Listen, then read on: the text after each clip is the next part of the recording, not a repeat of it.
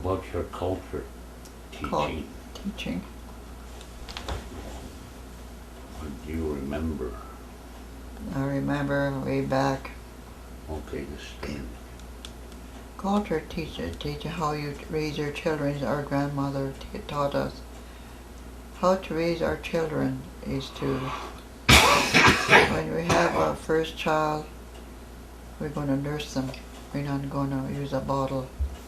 We gave them Indian name when they were born, and that's their life. And we don't give them an Indian name, they're lost. They lost their language. They can't come home because there's no identity for them, for the culture, for the Indian, Dakota. Then we use a moss bag to use a baby so they won't get sick, and it'll be healthy boy, healthy girl. Then we wash the clothes separate. We don't hang our diapers at night. And when the baby going to eat, first time they're going to eat, we made a feast. We made something for them to invite the elders to pray for the baby so they'll go have a good life. And we have a moccasins when they're first walking. We made a hole in the bottom so he can walk for a good journey for life. Then we don't get a babysitter till the kids can grow. We all take my kids wherever I go, all of them. And we don't leave them at home alone.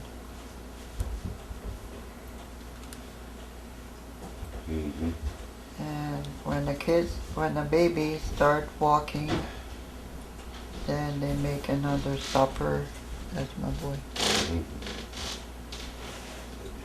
And I also ask the elders to bless so I can have a good journey.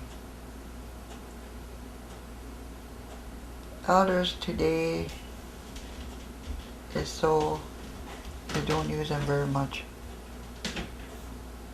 And all the children, they don't listen because they lost their culture. This Dakota Reserve is all talk Sioux, all of it. And way back in history, my grandfather went to Radio Alberta, they call it college, to go to school. Then my grandmother, my mom's mom, they went to Regina with his brother to go to school. They called it Regina College. That time no school in our reserve. Then my grandfather come back, he's a teacher in our reserve. We have opened up a log house for school. They taught my mom and my dad and all of the. We only have 7 houses on the reserve that time, White Cap. So we didn't have enough children, but they taught up to grade 3 because the government didn't have enough supplies for the books for them, for the teacher. But they taught beside the Dakota language, so they both learned Dakota and English. Then my grandfather, Radigal, was coming home, or he's finished high school, come back, he's a chief for our reserve here, overseer. That time we have cattle, everybody have a cattle, and we work hard for, we're helping hand. We go out help somebody that they can't finish this work, haying, and everybody help each other. Even you have a big garden. My mom have 2 big gardens, one here and one in a flat, call it hayland. So we have a lot of vegetable way back when we grow up. And we milk cow, mama milk cow every day in the morning and supper time we drink milk, fresh milk every day.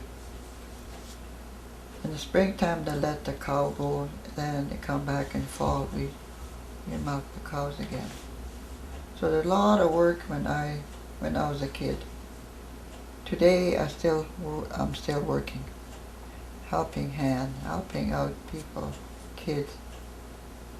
And I sat in education too. And now I'm sitting in housing meeting. I sit in education in SDC, FSIN, social, they call it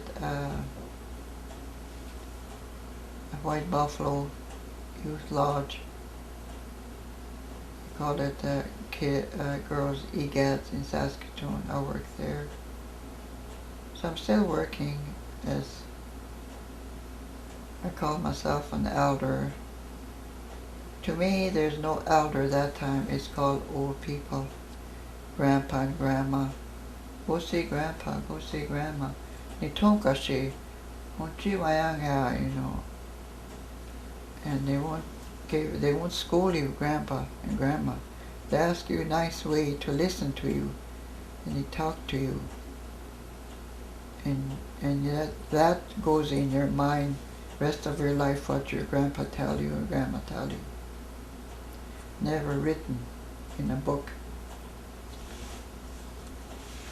And they taught us that not to gossip, talk about each other.